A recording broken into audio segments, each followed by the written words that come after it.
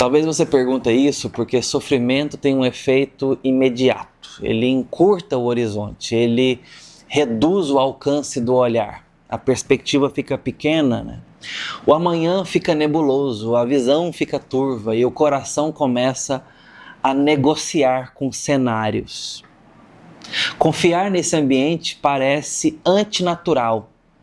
Estabelecer confiança no amanhã, no meio da dor, parece contraintuitivo para tudo que há em nós. Mas a Bíblia não manda o sofredor se recompor. Ela o chama a olhar para Deus com toda a verdade do que está doendo. Os salmos são a escola dessa verdade. Fé que ora com lágrimas.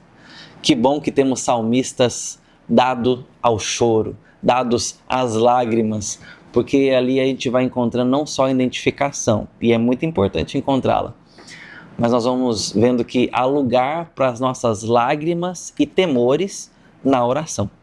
O caminho bíblico para a confiança passa por 3 convicções. Primeiro, Deus não perde o governo. Você crê nisso? Que Deus de fato está no controle e que isso faz diferença? Se Deus saísse do trono quando a vida é doída, não haveria esperança. Mas Deus está no controle mesmo nos nossos dias mais densos, mais difíceis, mais escuros. Romanos 8 não promete conforto quando diz que Deus tem todas as coisas no seu controle e diz que elas cooperam para o nosso bem. Mas quando a lista vai lá para baixo, inclui fome, espada, perigo, nudez.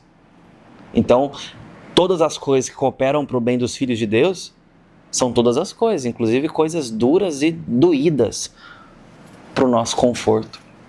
Segunda verdade, Deus não é indiferente. Ele não perde o controle, mas ele não é um governante distante.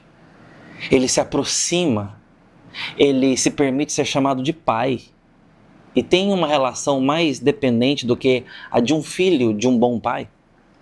Em Cristo, Deus entrou na experiência humana e se importa. Ele conheceu a rejeição em Cristo, dor, injustiça e a morte. Hebreus diz que ele se compadece porque foi tentado em todas as coisas, sem pecado.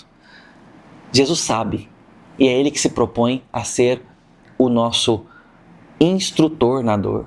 Ele sofreu e as suas dores e as suas chagas, Isaías diz, que foram para o nosso bem, para a nossa cura.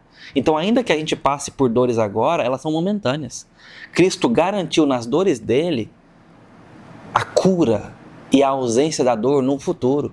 Então, toda dor, podemos dizer, em Cristo, é por enquanto. É preciso lembrar disso. Terceira verdade é que na cruz nós temos a chave interpretativa desses dias tão complexos de se entender como os dias de sofrimento.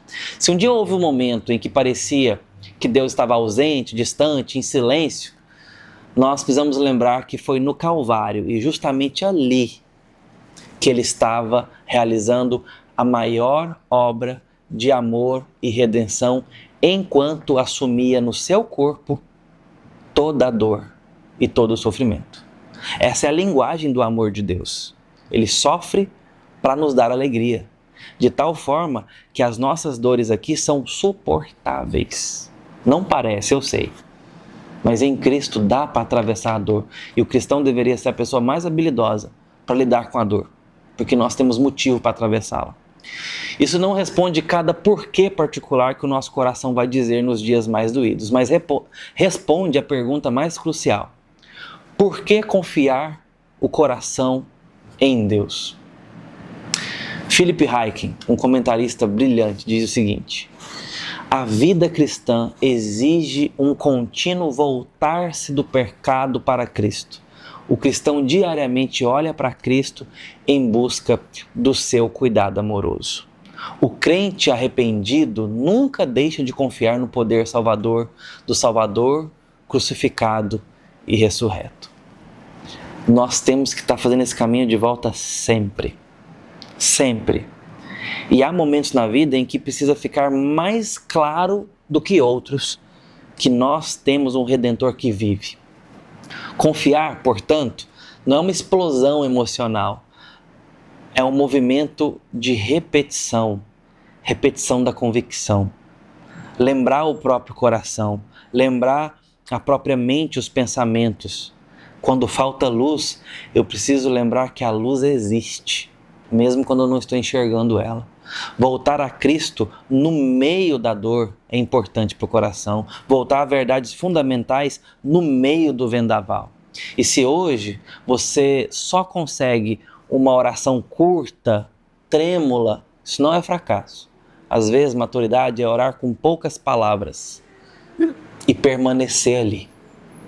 Você não precisa carregar o sofrimento como se fosse um exame de espiritualidade, um teste, um atestado. Traga ele à luz, caminhe com os irmãos, receba cuidado no dia a dia, não abandone os meios de graça, congregue, esteja à luz da palavra e pastoreado por ela. Seja cercado de gente que pode ser fonte de ânimo e de esperança, aqueles que podem chorar com você e que se alegram com você. Confiança cresce em terreno regado por palavra, oração e comunhão. Use dos meios de graça nos seus dias mais difíceis e eles serão certamente mais suportáveis.